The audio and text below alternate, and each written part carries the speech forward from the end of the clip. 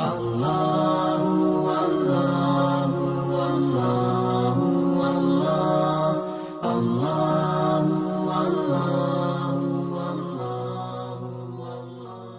لله وحده والصلاة والسلام على رسول الله وعلى آله وصحبه أجمعين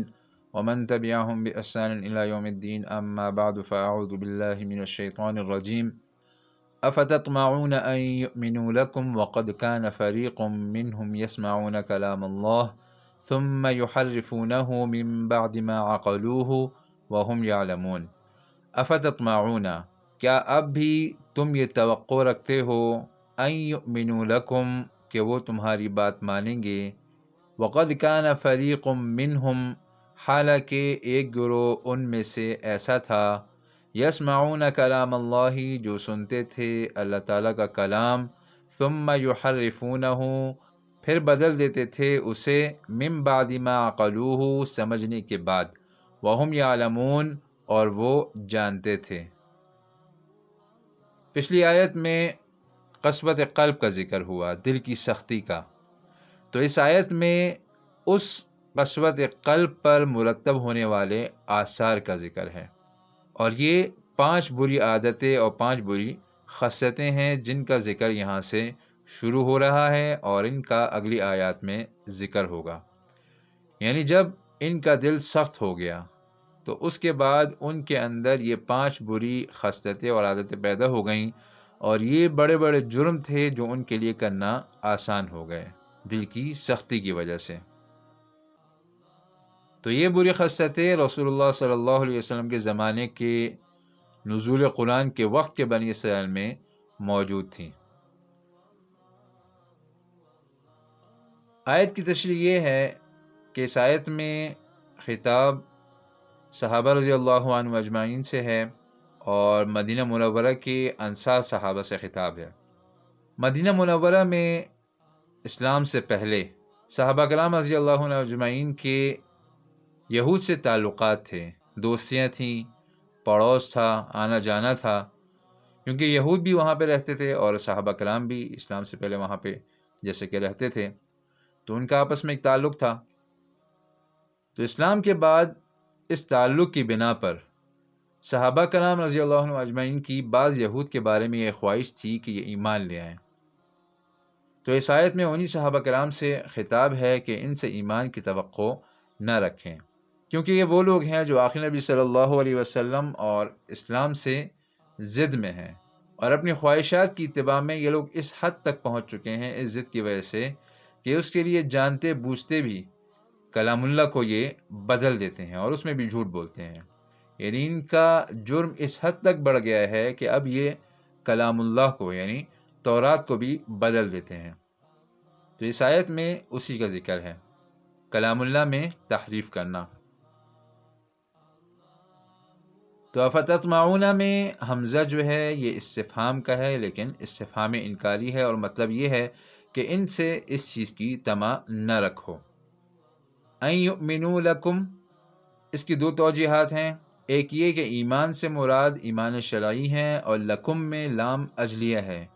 یعنی لاجل دعوتکم، یعنی کیا تمہیں ان سے اس بات کی توقع ہے کہ یہ لوگ تمہاری دعوت کی وجہ سے ایمان لے آئیں گے، یا مراد اس ایمان سے ایمان لغوی ہے اور لکم میں لام اپنے معنی میں ہے، یعنی تمہیں اس بات کی طمع ہے کہ وہ لوگ تمہاری بات مان لیں گے اور تم پر اعتماد کر لیں گے۔ تو مطلب یہ ہے کہ اس کی توقع نہ رکھو۔ وَقَدْ كَانَ فَرِيقٌ مِّنْهُمْ يَسْمَعُونَ كَلَامَ اللَّهِ،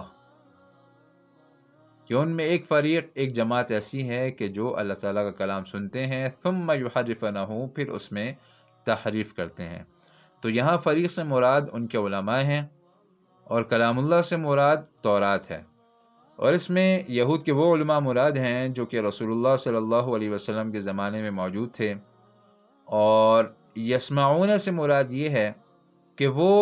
تورات کو جانتے تھے، تورات کا علم رکھتے تھے، لیکن جب ان سے کوئی پوچھتا تھا اسی تورات کے بارے میں، تورات کی ان آیت کے بارے میں جس میں رسول اللہ صلی اللہ علیہ وسلم کی پیشن گوئی کی گئی ہے، قرآن کی پیشن گوئی کی گئی ہے، آپ کی صفات بیان کی گئی ہیں، تو جب کوئی شخص ان سے یہ پوچھتا تھا اور وہ اس آیت کو سنتے تھے تو پھر اس میں تحریف کرتے تھے، اس کا معنی بدل کر بیان کرتے تھے، اس کی حقیقت کو بدل دیا کرتے تھے۔ تو یہی بیان کیا ثم یحرفونہ، تو یہ یحرفونہ یہ تحریف سے ہے اور یہ بدلنے کو کہتے ہیں۔ پھر تحریف کی دو قسمیں ہوتی ہیں، ایک ہوتی ہے تحریف لفظی اور دوسری تحریف معنوی۔ تحریف لفظی یہ ہوتی ہے کہ اللہ تعالیٰ کے کلمات کی جگہ دوسرے الفاظ لکھ دینا، الفاظ کو ہی بدل دینا، تو اس میں تحریف معنوی بھی آ جاتی ہے، کیونکہ جب الفاظ بدل دیے تو پھر معنی خود بخود بدل جائے گا۔ دوسری ہوتی ہے تحریف معنوی، یعنی کلام اللہ کے معنی اور احکام کو بدل دینا، الفاظ اپنی جگہ ہوں لیکن اس کے معنی بدل کر بیان کرنا، تو یہاں تحریف معنوی مراد ہے۔ یہود میں تحریف لفظی جو ہے وہ کم تھی، اور تحریف معنوی ان کے علماء کی یہ عام عادت تھی، اس کو وہ بہت زیادہ کرتے تھے۔ تو یہی وجہ ہے کہ نزول قرآن کے وقت ان کے پاس تورات کے اصل نسخے موجود تھے، کیونکہ ان میں تحریف لفظی کم تھی۔ اس لیے اللہ تعالیٰ نے قرآن پاک میں ان کو جب فرمایا چیلنج دیتے ہوئے کہ فَأْتُوا بِالتَّوْرَاةِ فَاتْلُوهَا إِن كُنتُمْ صَادِقِينَ، تو یہ تورات اپنی اصل حالت میں موجود تھی، جب اللہ تعالیٰ نے ان سے کہا کہ تورات لے کر آؤ اور اپنی بات تورات کی ذریعے ثابت کرو۔ پھر تحریف اور تعویل، یہ ایک مکمل ایک موضوع ہے، ہم مختصراً اس کو یہاں پہ بیان کرتے ہیں۔ دیکھیں حدیث میں آیا ہے، ترمذی کی حدیث ہے کہ نبی صلی اللہ علیہ وسلم نے فرمایا کہ جس نے قرآن کی تشریح کے بارے میں اپنی رائے سے بغیر علم کے کوئی بات کہی تو اس نے جہنم میں اپنی جگہ تیار کر لی۔ تو اسے قول بالرائے بھی کہتے ہیں، یعنی اپنی رائے سے قرآن کی تشریح کرنا، کہ قرآن کی تشریح کوئی شخص اپنی نفس اور اپنی خواہش کی بنیاد پہ کرے، یہ جانتے ہوئے بھی کہ یہ اس آیت کا مطلب نہیں ہے، اپنی کسی فاسد عقیدے کو، فاسد مطلب کو ثابت کرنے کے لیے وہ یہ بیان کرے، تو یہ ناجائز ہے۔ جیسے کہ آج کل بعض لوگ ٹی وی پر ٹاک شوز میں بیٹھے ہوتے ہیں اور کہتے ہیں جیسے میں یہ سمجھتا ہوں، میرے مطابق اس آیت کا یہ مطلب ہے، دین کا جو یہ حکم ہے اس کا یہ مطلب ہے، اور وہ غلط مطلب قرآن کے یا احادیث کے یا دین کے کسی حکم کے بیان کر رہے ہوتے ہیں، میں یہ سمجھتا ہوں کہہ کے، تو یہ ناجائز ہے۔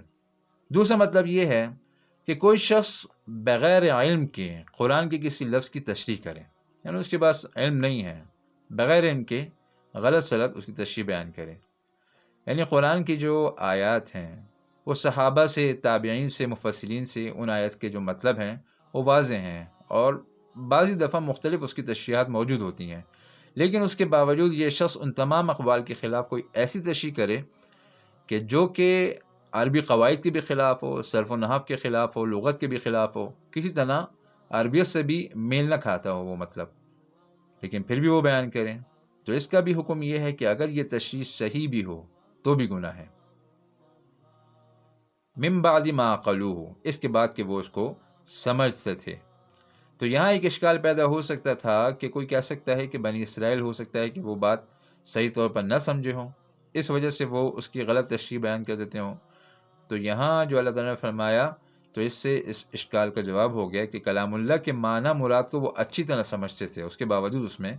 تحریف کرتے تھے۔ وَهُمْ يَعْلَمُونَ، وَهُمْ يَعْلَمُونَ سے مراد ہے تحریف اور اپنے جھوٹ کے گناہ کا علم ہونا، یعنی انہیں کتاب اللہ میں تحریف کے گناہ کا بھی علم تھا اور اپنی بات کے جھوٹ ہونے کا بھی علم تھا، لیکن اس کے باوجود وہ تحریف کرتے تھے۔ تو اس آیت سے یہ سبق حاصل ہوا کہ قرآن پاک میں یا احادیث کے کوئی معنی بیان کرنا یا کسی دینی حکم کو بغیر علم کے اس کے معنی بیان کرنا، اس کی تشریح بیان کرنا، یہ ناجائز ہے اور ایک بہت بڑا جرم ہے۔ یہی وجہ ہے کہ قرآن پاک میں اللہ تعالیٰ نے ان آیات میں یہود کے جو علماء تھے ان کا یہ جرم بیان کیا۔ تو آج کا درس یہیں تک۔ سبحانک اللہم و بحمدک، نشہد ان لا الہ الا انت، نستغفرک و نتوب الیک۔